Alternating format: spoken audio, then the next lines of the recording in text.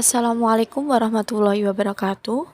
Kami dari kelompok 4 mata kuliah studi Al-Quran akan mempresentasikan tentang I'jaz Al-Quran. Sebelumnya kita harus tahu apa itu i'jaz. I'jaz dapat didefinisikan sebagai suatu hal atau peristiwa yang menakjubkan atau luar biasa. Kata i'jaz sendiri jika digandengkan dengan Al-Quran, maka dapat diketahui bahwa Al-Quran merupakan suatu ciptaan yang terdapat hal-hal yang penuh dengan hikmah atau keajaiban, atau bisa disebut dengan mukjizat. Dengan demikian, i'jaz atau kemukjizatan Al-Quran dapat didefinisikan sebagai suatu gejala Qur'ani yang membuat manusia tidak mampu meniru Al-Quran atau bagian-bagiannya baik dari segi isi maupun dari segi bentuknya. Yang kedua ada dasar dan urgensi pembahasan i'jaz Al-Quran. Faktor yang mendasari urgensi pembahasan i'jaz Al-Quran adalah kenyataan bahwa persoalan ini merupakan salah satu di antara cabang-cabang pokok bahasan ulumul Quran atau ilmu tafsir. Urgensi pembahasan i'jaz Al-Quran dapat dilihat dari dua tataran. Yang pertama, tataran teologis, mempelajari i'jaz Al-Quran akan semakin menambah keimanan seorang muslim. Dan yang kedua, tataran akademis, mempelajari i'jaz Al-Quran akan semakin memperkaya hasanah keilmuan keislaman, khususnya berkaitan dengan ulumul Quran. Selanjutnya adalah bukti historis kegagalan menandingi Al-Quran. Al-Quran digunakan oleh Nabi Muhammad untuk menantang orang-orang yang tidak mempercayai tentang Al-Quran, tidak mempercayai kebenaran Al-Quran sebagai firman Allah, bukan ciptaan dari Nabi. Nabi memintanya untuk menandingi Al-Quran dalam 3 tahapan. Yang pertama, mendatangkan semisal Al-Quran secara keseluruhan sebagaimana yang dijelaskan pada surat Al-Isra ayat 88 yang mempunyai arti, katakanlah, sesungguhnya jika manusia dan jin berkumpul untuk membuat yang serupa Al-Quran ini, niscaya mereka tidak akan dapat membuat yang serupa dengan dia, sekalipun sebagian mereka menjadi pembantu bagi sebagian lain. Yang kedua, mendatangkan 10 surat yang menyamai surat-surat yang ada dalam Al-Quran, sebagaimana dijelaskan dalam surat Al-Hud ayat 13, yang mempunyai arti sebagai berikut. Bahkan mereka mengatakan, Muhammad telah membuat Al-Quran itu.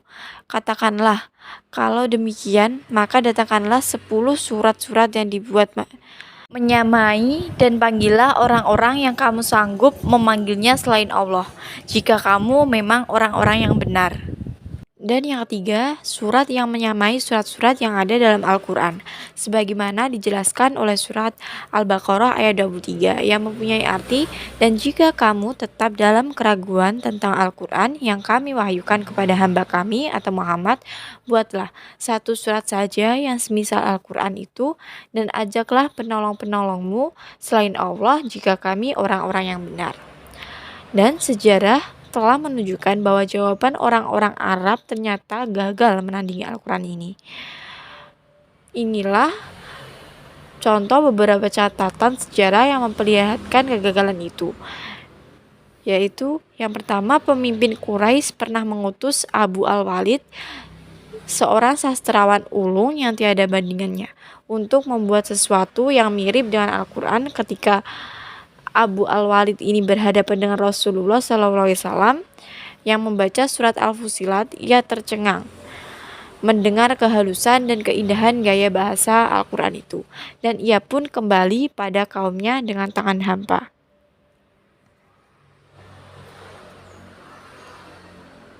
Dan ada juga Musailamah bin Habib Al-Kadzab yang mengaku sebagai nabi, juga pernah berusaha mengubah sesuatu yang mirip dengan ayat-ayat Al-Quran.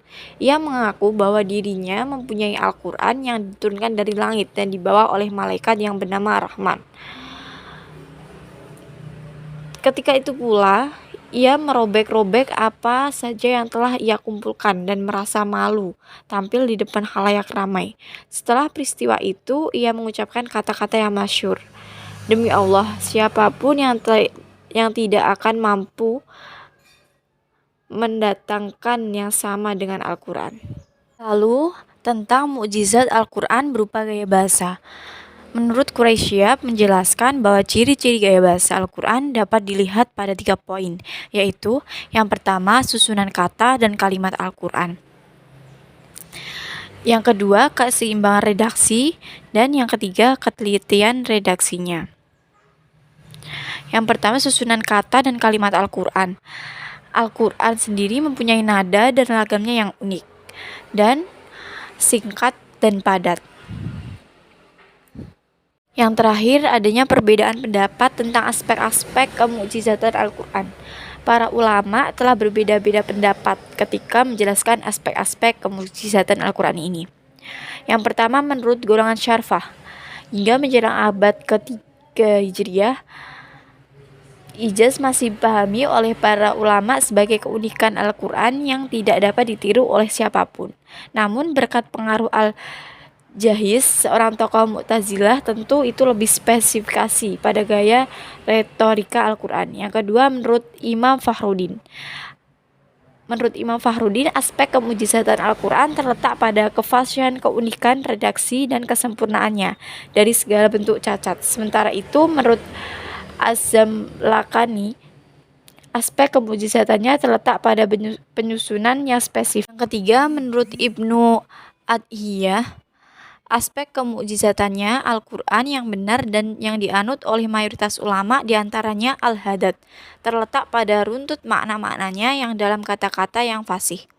Yang keempat, menurut sebagian ulama berpendapat bahwa segi kemukjizatannya Al-Quran terkandung dalam Al-Quran itu sendiri. Susunan yang tersendiri dan berbeda dengan bentuk puisi orang Arab maupun bentuk prosanya, baik dalam permulaannya, suku, kalimatnya maupun dan penguasaannya. Yang kelima, menurut sebagian ulama lagi. Sebagian ulama lain berpendapat bahwa segi kemukjizatan itu terkandung dalam kata-katanya yang jelas, redaksinya yang bernilai sastra dan susunannya yang indah.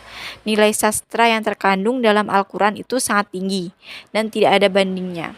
Yang keenam menurut Asyabuni dan yang ketujuh menurut Quraisyah. Sekian dari kami. Jika ada kurang lebihnya saya mohon maaf. Sekian, wassalamualaikum warahmatullahi wabarakatuh.